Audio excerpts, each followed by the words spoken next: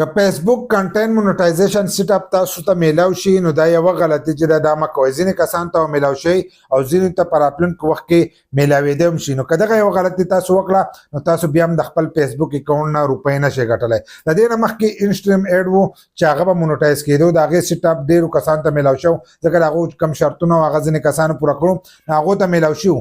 خو هغو پکې د پاکستان ډیټیل چې دي دا ور اچولو، لکه کوم پی اوټ و په هغې کې لوکیشن هم د پاکستان ور اچو، کوم معلومات چې دې غوښتل هغې په کوم د پاکستان ور اچولو. کله چې تاسو د پاکستان دغه هر سره ور واچول د هغې نه وروسته بیا ستاسو پیج چې دی هغه مونټایز نه شو او تاسو د هغې نه روپۍ ونه ګټلې. سیټ اپ خو تاسو ته میلاو شو خو روپۍ ورته نه شوې ګټلی. نو فیسبوک تاسو له اوس یو بل چانس درکړی دی د کنټینټ مونټایزیشن.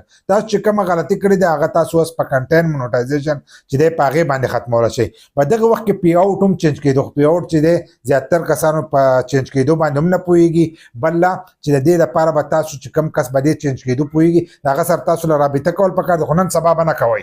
که نن سبا تاسو رابطه کوئ نو هسې به نن روپۍ اخلي ځکه نن سبا چې دی نه چینج کېږي، هلته ایرر راځي، مسله راځي. خو د هغو قانون چې دی ټایم په ټایم باندې چینج کېږي. نو کله چې تاسو ته کنټینټ مونټایزیشن سیټ اپ میلاو شي نو یوه غلطي ده، که دغه غلطي تاسو وکړه نو په راتلونکي وخت کې تاسو هم روپۍ نشئ ګټلی.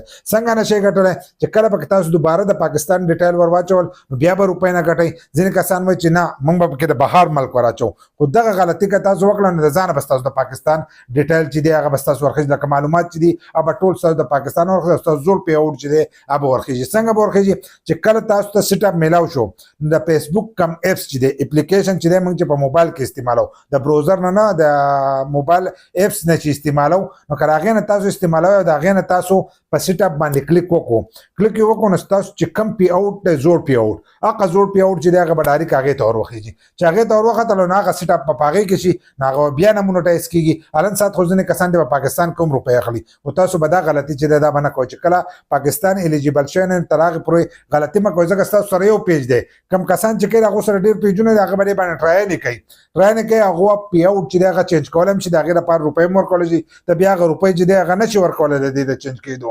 نو چې نه شي ورکولی نو تا له پکار دي چې په دغه ټایم کې به تا احتیاط کوې، ته به داسې چل کوې چې کروم بروزر ته به ځې او د کروم بروزر نه به هلته کې نوې دغه چې دی پی اوټ به جوړی او د هغې کس په نوم به جوړی چې هغه بهر ملک کې ناسي او هغه ستا ادباري کسي د هغه سره هم کولی شي.